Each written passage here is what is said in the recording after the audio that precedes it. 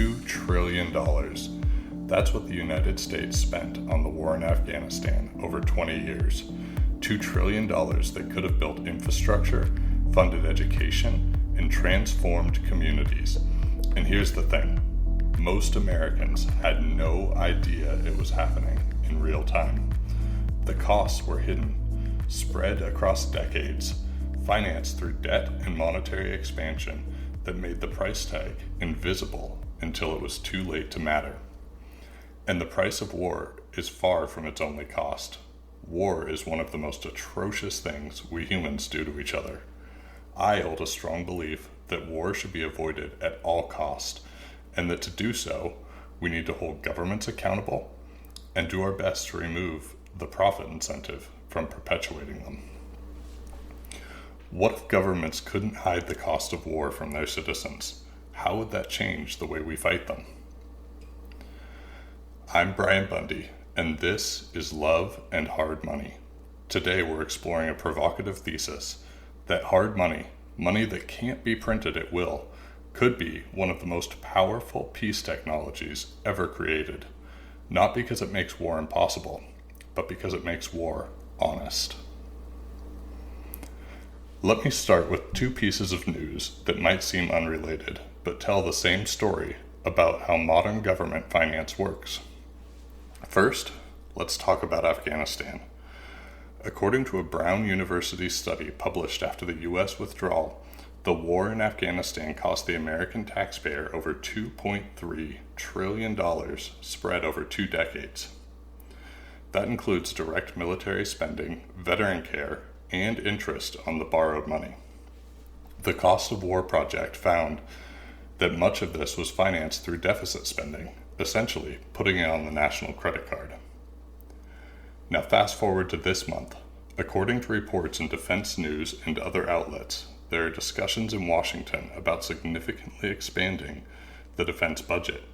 We're talking about proposals that could push military spending well beyond current levels, potentially approaching $1.5 trillion or more when you include all the defense-related expenditures across different agencies.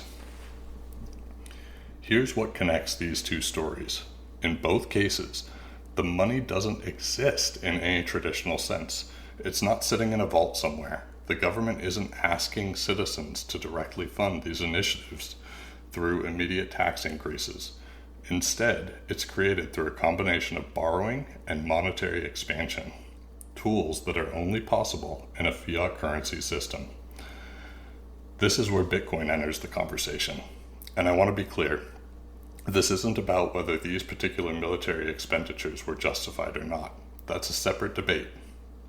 This is about something more fundamental.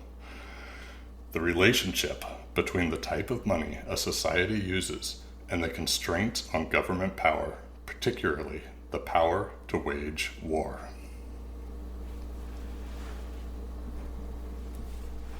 The thesis we're examining today is this: hard money, whether gold, Bitcoin, or any form of money that cannot be arbitrarily expanded, constrains a government's ability to finance unpopular or prolonged wars.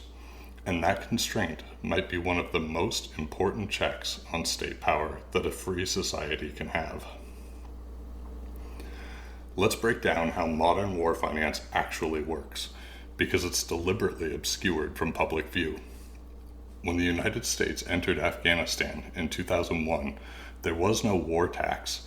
Nobody's paycheck suddenly had a new line item saying, Afghanistan war contribution, $500 per month. Instead, the government did 3 things. It borrowed money by issuing treasury bonds. It reallocated existing budget dollars. And this is the crucial part. It relied on the Federal Reserve's ability to expand the money supply, which keeps interest rates low and makes that borrowing sustainable. This creates what economists call fiscal illusion.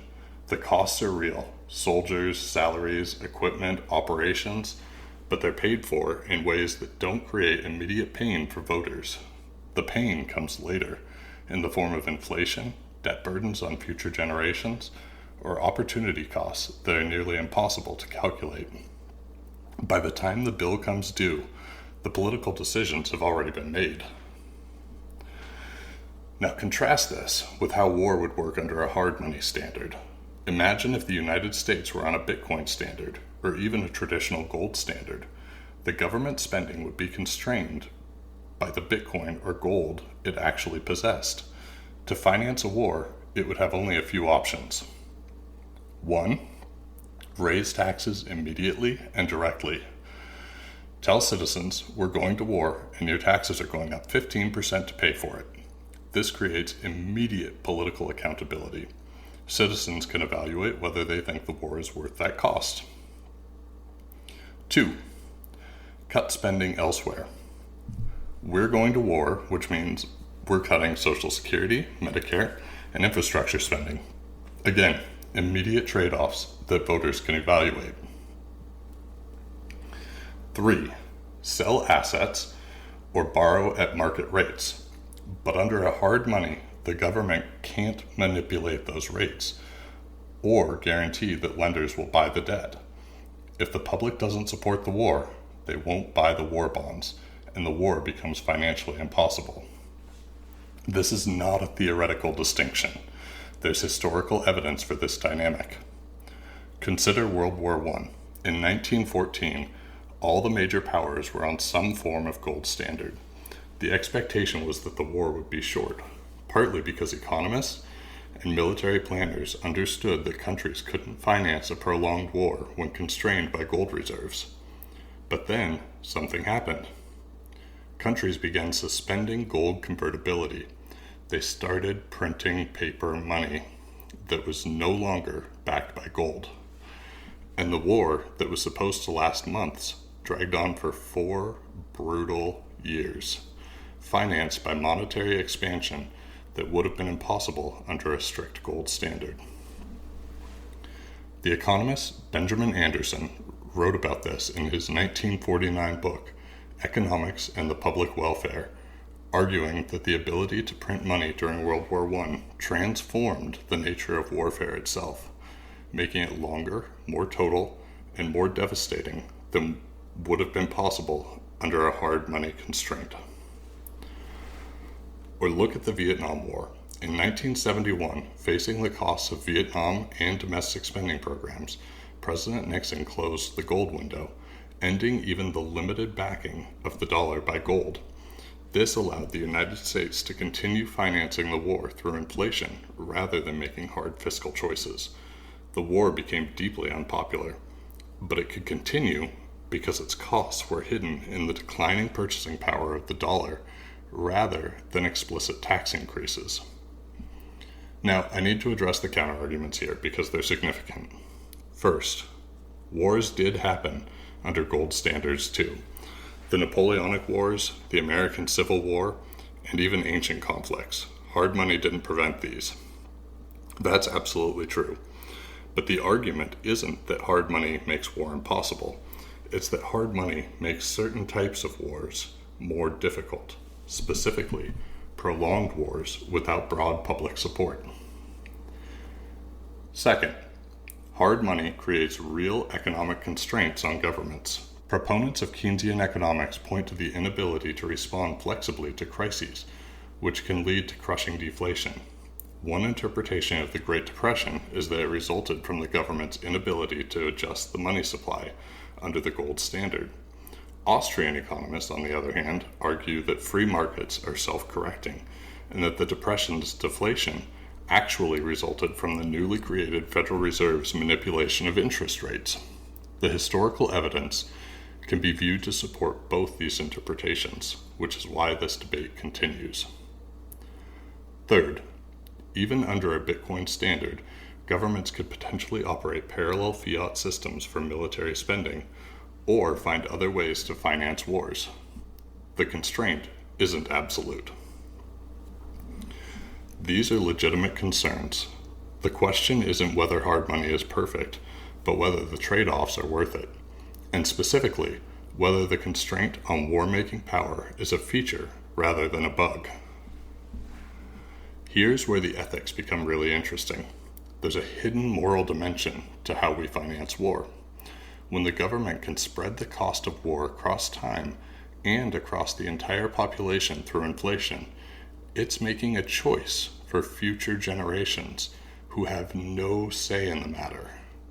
A child born in 2020 will spend their working life paying interest on debt incurred for wars they had no voice in supporting or opposing. More pointedly, the real cost of war are the millions of lives destroyed and cut short all over the world. Bitcoin represents a different social contract. It says government should make decisions within the constraints of resources that actually exist, with the consent of people who bear the cost in real time.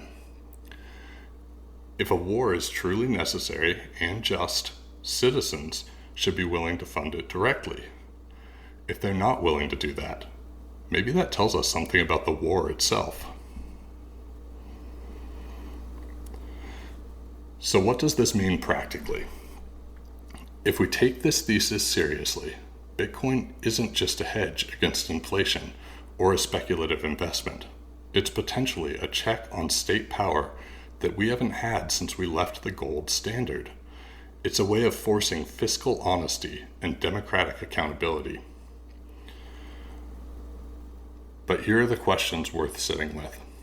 Would hard money constraints on military spending make us safer or more vulnerable?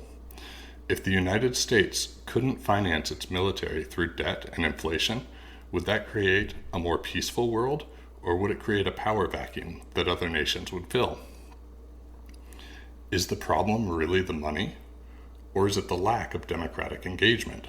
If citizens were more involved in foreign policy decisions, would fiat currency still enable endless wars?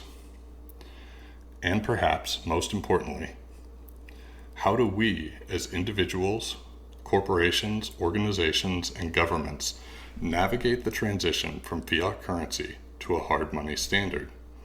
Bitcoin offers something the world has never seen before in any monetary system, including the gold standard. Absolute scarcity with a predictable, transparent, and unmanipulable issuance schedule. The second, third, and higher order effects of that are unknowable and have no precedent. I don't pretend to have definitive answers to these questions, but I do think they're the right questions to be asking as we think about Bitcoin's role in society. This isn't about number go up. It's about what kind of power we want our government to have and what constraints we want on that power. The cost of the Afghanistan war, $2.3 trillion, was hidden in plain sight. Most Americans couldn't tell you how it was financed or who will ultimately pay for it. Under a Bitcoin standard, that wouldn't be possible. Whether that's a feature or a bug depends on what you value more: flexibility or accountability, crisis response or constraint on power. I tend to think accountability is undervalued, but I'm curious what you think. The relationship between money and war is one of the most underexplored topics in both economics and ethics. Over the coming weeks, we'll continue examining these intersections. Next episode, we're diving into another controversial topic: whether the current monetary system is a violation of the non-aggression principle. Don't worry, we'll start with what the non-aggression principle is and why it matters in today's world. If this episode got you thinking, I'd love to hear your perspective. And if you know someone who's interested in the ethics of Bitcoin, beyond just price speculation, send this their way. This is Brian Bundy. I'll leave you with this. The hardest questions don't have easy answers, but they're still worth asking. Thanks for listening.